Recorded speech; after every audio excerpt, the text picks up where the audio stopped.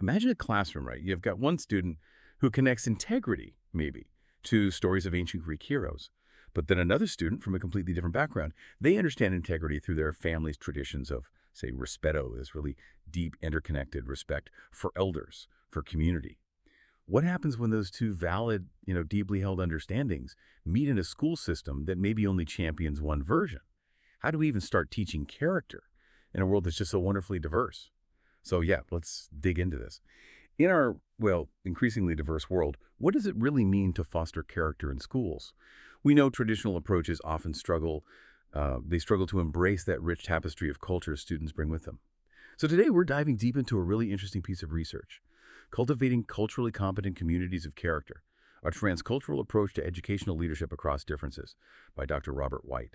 Our mission really is to explore how educational leaders can forge learning environments that are genuinely inclusive, equitable, and transformative. Moving beyond just, basic cultural competence to something deeper. Yeah, and what's fascinating, I think, is how Dr. Wright grounds this. It's not just theory. He actually went into real-world educational settings. 5 diverse institutions. You've got urban elementary schools, community colleges, the whole range. And this was over 18 months using interviews, observations, even collaborative action research. So really embedded. The core challenge he's tackling is how do we move past these sort of universalist ideas of virtue? Because as the study points out, those can actually end up alienating marginalized students. Instead, the goal is an approach that truly celebrates and integrates all these diverse moral perspectives right into the fabric of character education. Which brings up a huge question. How do we create moral frameworks that aren't just imposed, but are genuinely co-constructed by everyone involved? That's a perfect frame for this because, many of us have seen or even part of character ed programs. But Dr. White's research really flags a critical flaw in a lot of the traditional models. Right. They often rely on just one single universal idea of what virtue looks like. So what does that actually mean for students whose backgrounds don't quite line up with those dominant norms? Precisely. And the study argues pretty strongly that traditional approaches risk perpetuating systems of oppression. That's a direct quote. They can further marginalize students whose identities just don't fit that dominant cultural narrative. So the real leap here is this idea of transculturalism. It isn't just about tolerating difference or even appreciating it. It's described more as a dynamic process, like navigating between global and local context. It's about fostering authentic dialogue about shared ethical concerns. Dr. White really frames it as an attitude or frame of mind for educators. It's relational, it transcends those conventional cultural boundaries, and it's about building these moral frameworks together through dialogue. Okay, and this is where Dr. White's approach really kind of takes flight, isn't it? Because the paper brings in 3 pretty solid theoretical frameworks to build this on, like the philosophical bedrock. Let's start with the first one, emancipatory learning. For listeners maybe familiar with critical pedagogy, how does Dr. White use that concept here specifically? Right. So for Dr. White, emancipatory learning positions education itself as a catalyst for individual and collective transformation. The core idea really is that true character education isn't just about passing down virtues. It's about empowering all voices, especially those usually on the margins, to critically reflect on and actually reshape the dominant norms that define character. So moving beyond just accepting virtues to really embracing diverse moral traditions, fostering that critical consciousness. The challenge, of course, as the paper notes, is that this kind of approach can definitely meet resistance from traditional educational structures. Yeah. That makes total sense. Empowering students to question, not just accept. Okay, second pillar, the transcultural frameworks themselves. How do these help us understand character beyond just a single definition? Well, if you look at the bigger picture, these frameworks fundamentally push back against the idea of monolithic virtues. Instead, they really champion the inherent worth of all individuals. And they intentionally incorporate students' unique moral worldviews into the whole character education process. It's about creating genuinely inclusive spaces where nobody's ethical traditions feel, sidelined or less than. But, and this is a big but, implementing this often requires significant shifts in institutional cultures and practices. You often get some initial pushback. Okay, makes sense. And finally, the third pillar, communicative rationality. This comes from Jürgen Habermas. For listeners who know Habermas, how does Dr. White apply this framework? How does it help facilitate dialogue between all these diverse perspectives in schools? Dr. White specifically draws on communicative rationality to emphasize, rational discourse, open dialogue, and inclusive decision-making. It's basically the how. How do diverse stakeholders collectively negotiate shared values? How do they address conflicts through deliberation? The aim is to create these responsive learning environments.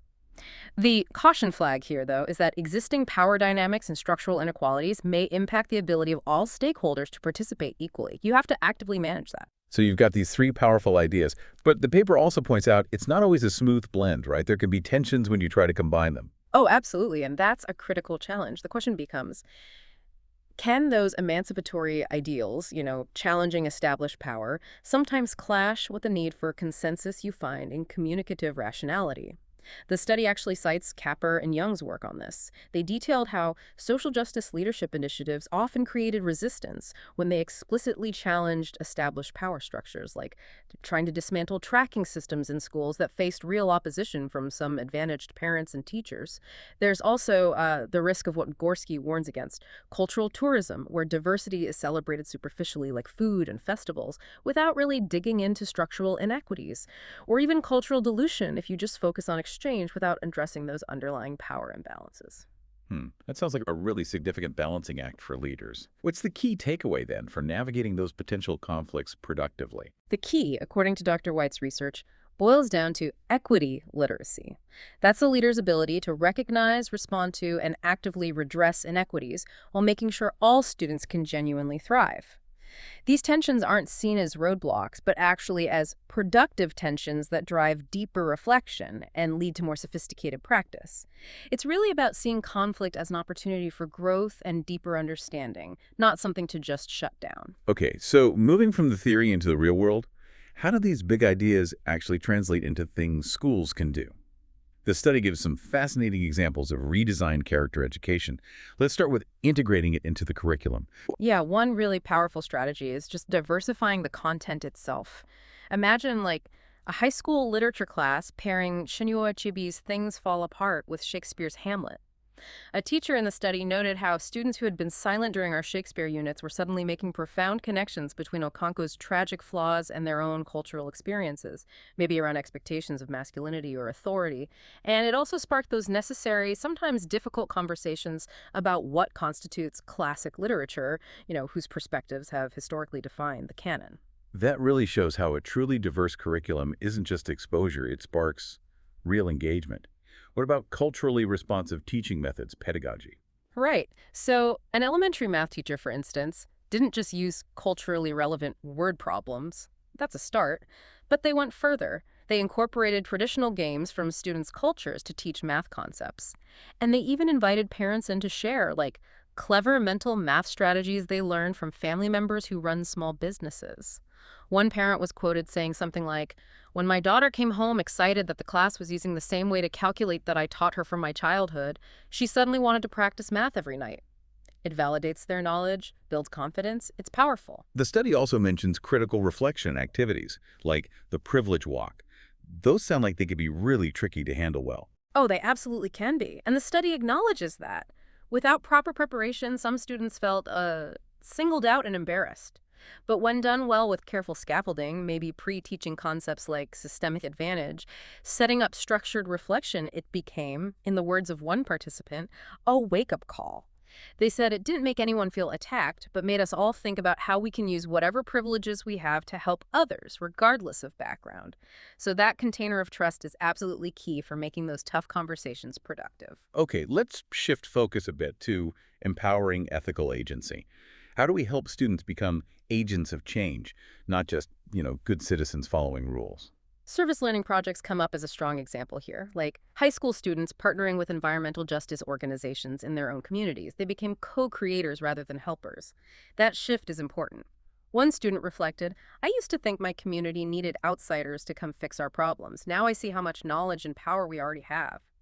That approach really fosters genuine student agency across different cultural backgrounds. And that community college ethics course sounds amazing for ethical decision-making, really comprehensive. Yes. It deliberately introduced indigenous wisdom traditions, Western philosophy, and Eastern thought, side by side. An international student put it really powerfully, saying, "This is the first time I've seen my grandmother's wisdom valued and discussed alongside Kant or Aristotle." and the outcome. Students learn to thoughtfully apply multiple ethical perspectives to complex moral dilemmas. The study found 87% demonstrated this ability.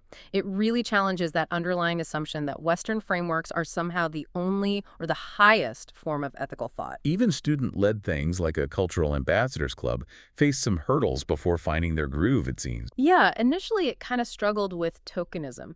Students felt a bit like exhibits on display. But by reframing the club's purpose towards facilitating dialogue about cultural exchange and ethical values across differences and giving students actual facilitation training, disciplinary incidents related to cultural misunderstandings dropped by 43% during the study.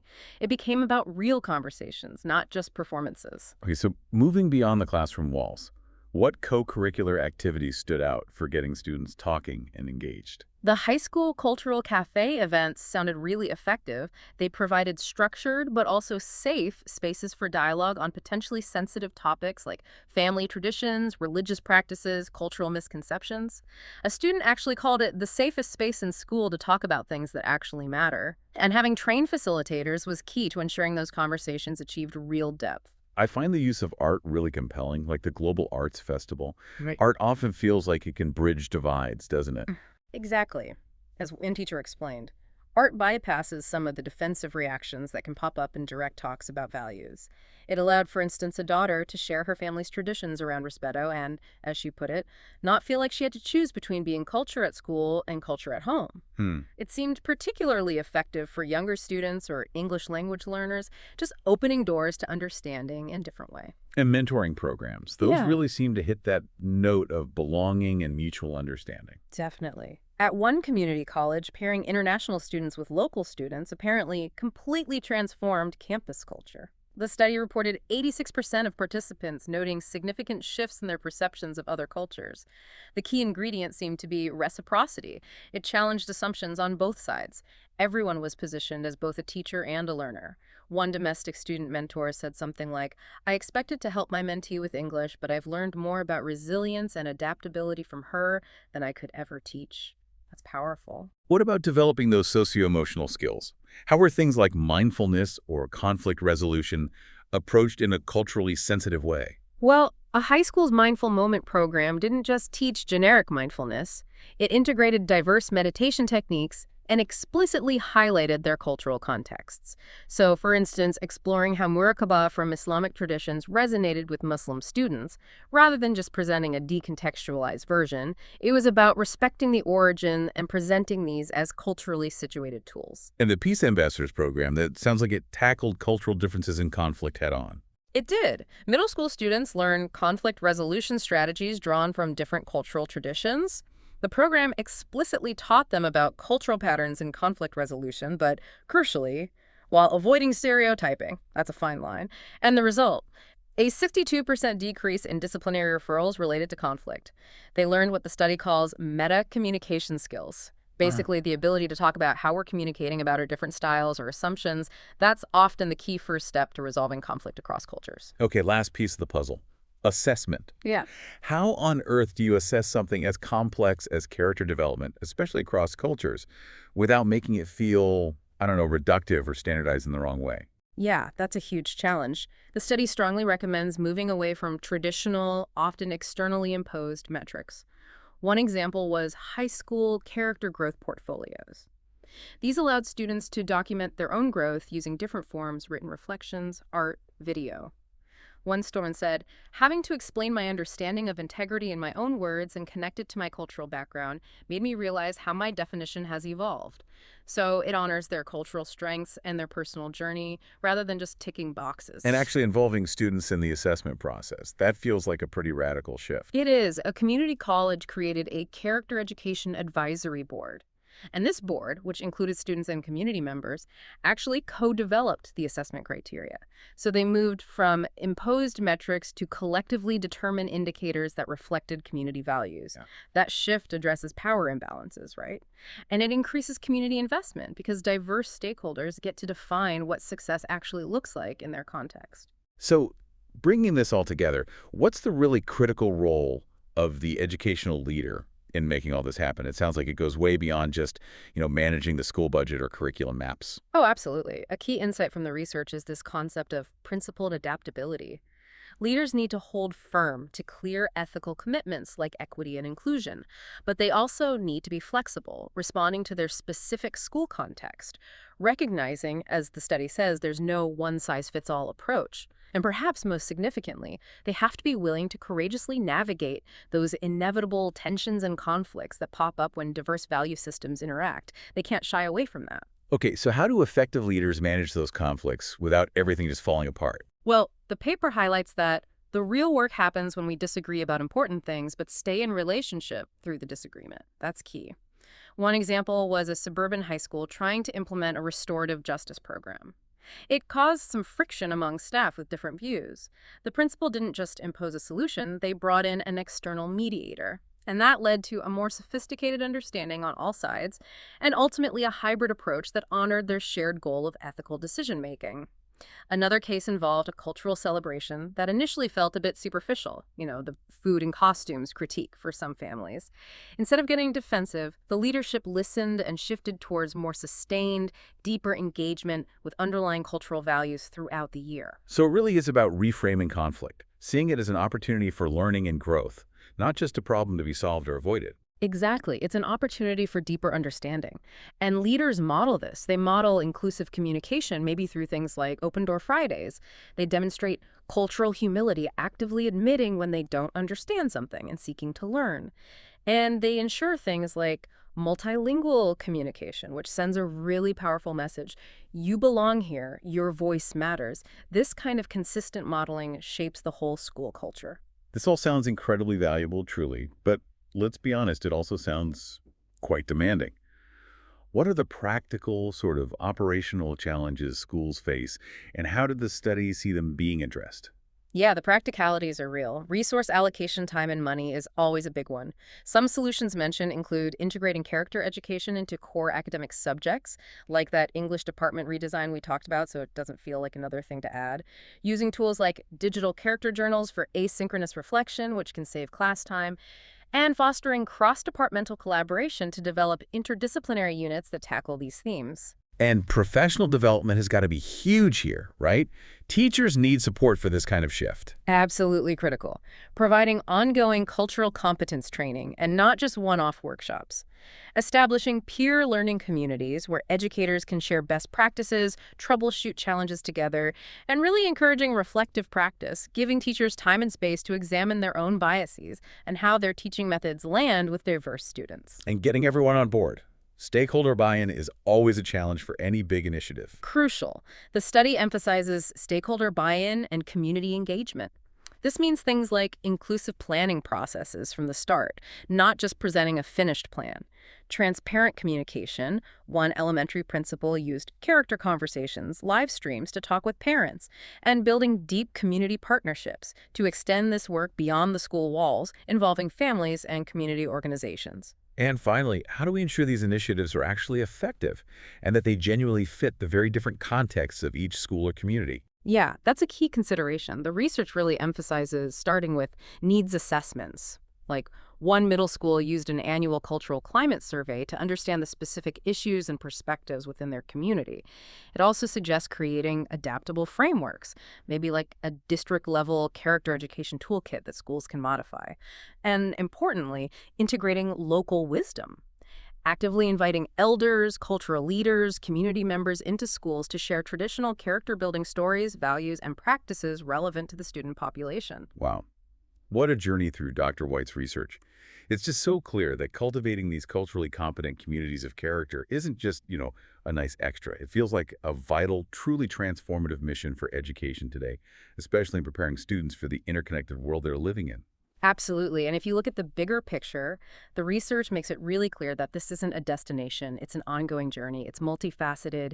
It demands leaders who really embody that principled adaptability we talked about, leaders who aren't afraid to lean into those inevitable tensions and see them as opportunities, and ultimately leaders who empower students to become genuine ethical agents of positive change, not just within the school, but in their communities and really globally. What really stands out to me is how many of the most successful examples involved Everyone, students, parents, community members, not just participating, but actively co-creating. Right. Co-creating and shaping the very meaning of character education in their context. That makes it truly relevant and reflective of everyone involved, doesn't it? It really does. And maybe that leads to a final thought for you, our listeners. As you reflect on your own communities, whether that's a school, maybe your workplace, perhaps your neighborhood, what's one single small step you could take? A step to initiate a dialogue that bridges some cultural difference, maybe builds a more inclusive understanding of shared ethical values? Think about those meta communication skills we discussed earlier. How can you start a conversation about how we talk about what matters? How can we begin to build that deeper trust across our differences?